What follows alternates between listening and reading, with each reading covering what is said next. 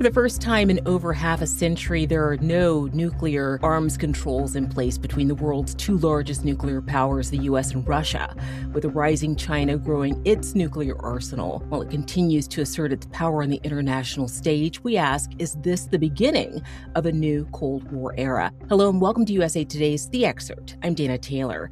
The new Strategic Arms Reduction Treaty between the US and Russia, also known as START, expired last week, and with it, a long dormant fear of the threat of nuclear annihilation. Should we be worried? Joining me now to dig into the critical geopolitical, economic, and military concerns at the heart of this story is Ankit Panda, a senior fellow with the Carnegie Endowment for International Peace. Ankit, thank you so much for joining me. Thanks for having me. Really happy to be here. I want to start with some broad strokes here. Can you please lay out what the START Treaty was and why it was so critical to maintaining international security while it was in effect? The START Treaty continued essentially something we started doing with first the Soviet Union and then Russia in the early 1970s. In 1972, we began a process of decades of essentially some type of numerical limits on the sizes of the Russian and American nuclear arsenals. And that has a lot of effects. It means that we have to spend less money, that we have to be less concerned about the types of unpredictability that might exist.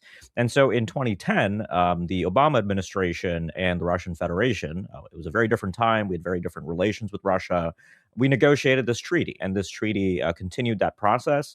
It set a ceiling for the numbers of strategic nuclear weapons. Strategic basically just means nuclear weapons that can be used against the other country's homeland. So these are the weapons that really go across the entire planet to the other side. Those would be limited at 1,550 weapons, with 700 launchers for those weapons. Launchers being the submarines, the land-based missiles, and the heavy bombers that might be able to deliver those weapons. So that's what the treaty did. And so now with the treaty gone, the United States and Russia are actually for the first time since the early 1970s in a world where there are no quantitative limitations on their nuclear forces. You published a book last year that I think might best set the stage for the precariousness we face today with no nuclear nonproliferation treaty in place. The book is called The New Nuclear Age, the Precipice of Armageddon. In this complex geopolitical environment, with Russia still at war with Ukraine and a rising China as a nuclear power, how worried should we be about the treaty's expiration, and what would ideally take its place? So the good news is we do still have a non-proliferation treaty, right? There is the NPT, which is the Treaty on the Non-Proliferation of Nuclear Weapons, which is really important, right? We have more than 190 countries signed up to that, and that controls the spread of nuclear weapons. The argument that I make in the book that I think is really important to revisit at this moment when New START has just expired is that we are entering a new period of complexity and danger with nuclear weapons. This is a world where arms control, as we've just seen, is on the decline, and the relevance of nuclear weapons and fundamentally nuclear deterrence, which is what most countries ask of their nuclear weapons to primarily deter attacks against them. In the case of the United States, attacks against ourselves and our allies. Everybody's becoming more interested in nuclear weapons. And so for many of us, this is an unfamiliar world. Really, after the Cold War ended, the nuclear issue didn't disappear, but it very much became relegated to the sidelines, at least for what really concerned us as Americans. And so now I think we are back in a world where everybody's going to just have to pay a lot more attention to the ways in which nuclear weapons are shaping our world. And in the book, I try to make some of those suggestions. You asked what should come next. I try to be realistic in terms of what is politically feasible. Given the place we are right now in our relations with Russia, with our own government really losing a substantial amount of expertise in many areas, it seems rather implausible to me that we will negotiate a new treaty. And then there's Senate politics involved with getting new treaties through.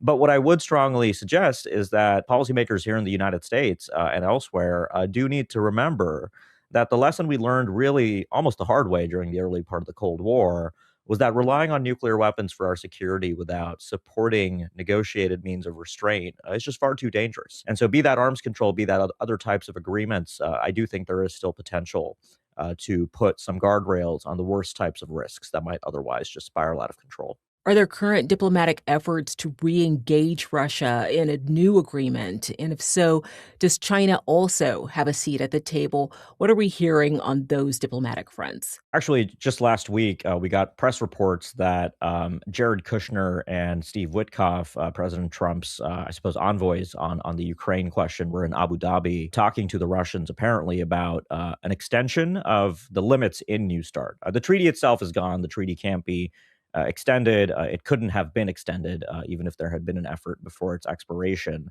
But there are talks. And my understanding is that what is happening at the moment is very much tied to the administration's broader efforts to end the Ukrainian conflict. And so I think there is a view that because the Russians put this extension offer on the table, extending the limits might be something the United States could use to sweeten the deal for Russia on some type of settlement in Ukraine. But it does appear that President Trump, as you suggested, is very much fixated on this idea that 21st century arms control will require three parties to be at the table. And, there's an obvious way, and that makes things more complicated, right? A negotiation with three parties compared to two is just a more complex undertaking.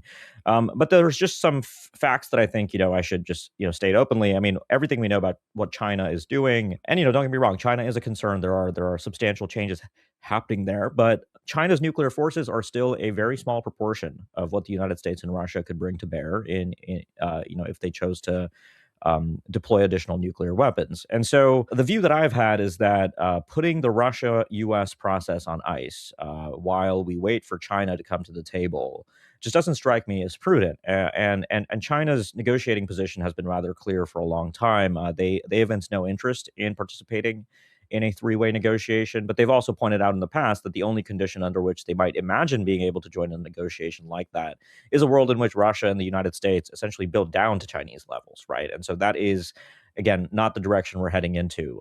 But politically, there, I think, is a big fixation in the United States on bringing both Russia and China into a singular negotiating process, even if that has a low probability of success, in my opinion. Okay, let's widen the discussion to include some of the other global nuclear powers of concern, starting with Iran. While President Donald Trump withdrew from the Iran nuclear treaty during his first term, some of our European partners effectively retained sanctions, and international inspections took place in 2025. But then came Israeli and then U.S. bombings in Iran. They claim they're ready to talk. What are our biggest worries there, and how might we address them? Iran, of course, has not yet crossed the key decision point to build a nuclear weapon. They are the world's closest non-nuclear country to procuring the bomb, and the attacks that took place last year did not have the effect of completely destroying their program. They do appear to have set things back by a little bit, but the Iranians still have many of the key ingredients, to which I'll just point out, they are sitting still on about 400 kilograms of highly enriched uranium that is not being verified by international inspectors, which, by the way, was being verified before the attacks took place. And they still have the capability and capacity to reconstitute their program. So this is still a big problem. And as you indicated, there are new talks underway, but we're very much back in a place where I don't think the United States and Iran are closer to making a breakthrough on many of the key issues that have held up talks, particularly under the first and second Trump administration. Right? Questions like, will the Iranians have any right to enrich uranium on their own territory? They've really made this a sort of non-negotiable issue in the past because they claim it is their right, and they're right about that. There is no actual prohibition on enrichment. It's just that in the case of Iran, knowing what they've done in the past, knowing their potential interest in nuclear weapons, the United States is concerned about the levels to which they enrich, about the places in which they enrich. But this issue does seem to be now a major obstacle. And then there's the other issue of how will we get international inspectors back.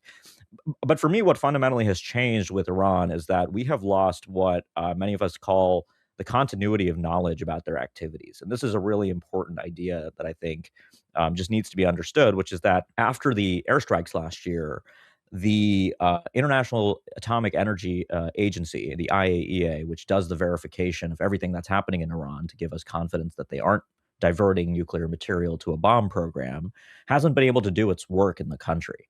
And so that means that our completeness of understanding what is happening in Iran is just going to be, I think, a lot more difficult to restore, to the point where I would say that the level of confidence that we would want, that we fully understand everything that's going on in Iran, just might not be possible to restate in the coming months or years. And I think that's just a really important limitation on this whole issue. Let's move now to North Korea, a country that has no diplomatic relations either with the U.S. or any of our allies. How big is their arsenal, and is there any hope of getting them to agree in any way to limit their weapons development? North Korea was the subject of my first book about 6 years ago, and the argument I made in that book was that they are here as a nuclear power, and I think we in the United States need to recognize that. Our policy for the longest time on North Korea has been essentially a non-proliferation policy. Basically, we don't want them to get the bomb, so how do we take the bomb away from them and put them back in the box? I think the horse has left the barn on that a long time ago, and so now the question for us is, what kind of relationship do we want to have with North Korea? And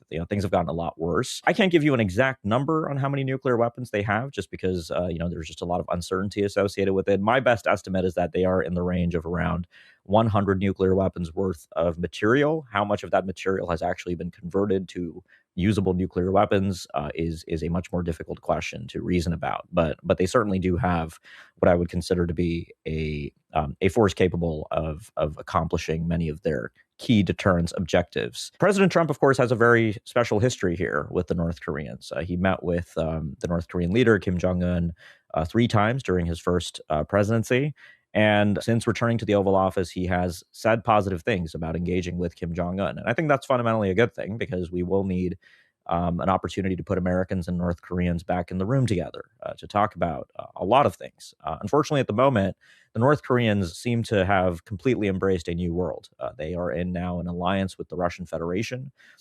Kim Jong-un has been rather clear that he doesn't see a premise for negotiating with the United States as long as the United States is talking about the term denuclearization, which is this term that comes from the 1990s that refers to taking North Korea's nuclear weapons essentially away from the country. So I still think there's room for progress here, but it will require the United States to really ask some tough questions about what are our key interests with North Korea. I would argue that our key interest should be reducing the risk of nuclear war with a country with which we have no diplomatic relations or contact at the moment, but yet a country that targets us and our allies with nuclear weapons. To me, that's a pretty big problem that should motivate us to rethink our policy. And are there any other nuclear powers we should be worried about? What about India and Pakistan? Yeah, India and Pakistan. I think for many Americans, this one kind of flies under the radar a little bit, because neither country is really an overt adversary of the United States, although the Pakistanis have certainly given us a share of trouble in the past. But India and Pakistan, of course, I think remain a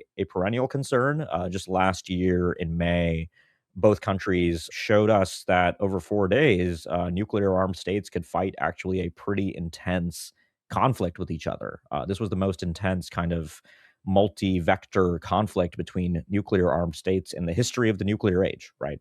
And I think it just kind of a lot of people didn't really grasp the significance of that. The significance, I would argue, is that both India and Pakistan, I think, have changing beliefs about what is possible between them, right? They've been nuclear possessors since 1998.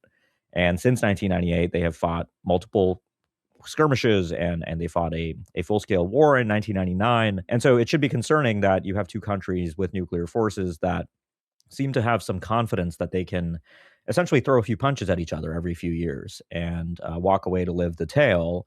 The concern, of course, is that one time they are going to end up being wrong about that, and the nature of war is a fundamentally unpredictable enterprise will take its course. And I think last May we couldn't have ruled that out. And of course, that conflict did wrap up in just about 88 hours, despite being really remarkable by the historical standard of what we've seen between the two countries. Taking a step back and looking at the prospect of another era of nuclear proliferation, tell me, what's the best case scenario here and what's the worst? Well, the worst is easy. The worst case scenario in my business is always that nuclear weapons are used, right? As long as you have countries pouring lots of money into these things that they really do care about for their defense and their national security goals, there remains always the possibility that either deliberately or unintentionally or accidentally, we will get to a point where a nuclear weapon is detonated for the first time in a conflict since 1945. And of course, we have a remarkable 81-year history of non-use that I think really speaks to the flip side, which is the best case is that we continue as a species to fundamentally manage these things. And that's an effort that requires, of course, those within the nuclear states that deal with these weapons day to day, making sure that, they are dealing with these things with the care that they deserve. It requires policymakers at the top to understand what nuclear weapons do and do not do for a country's security. It requires, I think, leaders to remember the effects of nuclear conflict, right? A lot of people will ask me about the Cuban Missile Crisis in 1962, the most dangerous moment of the nuclear age, as many of us understand it. Something that's important to remember about Cuba is that you had an American president, JFK, and a Soviet leader, Nikita Khrushchev, that both had a living recollection of the Second World War, right? And just the devastation that that represents. I mean, today we don't have a generation of leaders that have seen the effects of large scale indiscriminate warfare like that. We're coming out of 30 odd years of relative peace after the end of the Cold War. And then the final thing I'll say is that the best case scenario is that we prevent proliferation, right? And this is the issue that I think I'm spending a lot of time thinking about as the United States in particular changes many of its longstanding foreign policy principles under this administration. You are seeing more and more of our allies around the world, countries that for a very long time we have been allied with partly out of an interest in preventing them from building nuclear weapons of their own, right? We're not just allied with these countries because we like them. We have some real national interest goals here, one of them being non-proliferation. And so many of these countries now have national debates. They have political leaders, politicians calling to build the bomb because the United States is no longer seen as reliable. And so the best case scenario is that we are able to get back to a world where the longstanding compact we have had with our allies is somehow maintained. My level of optimism on that, goes up and down depending on the day these days. But the best case scenario is certainly one where we don't get proliferating allies in the future. Really appreciate you sharing your expertise here, Ankit. Thank you so much for being on the Excerpt. Of course, my pleasure. Thank you for having me. Thanks for watching. I'm Dana Taylor. I'll see you next time.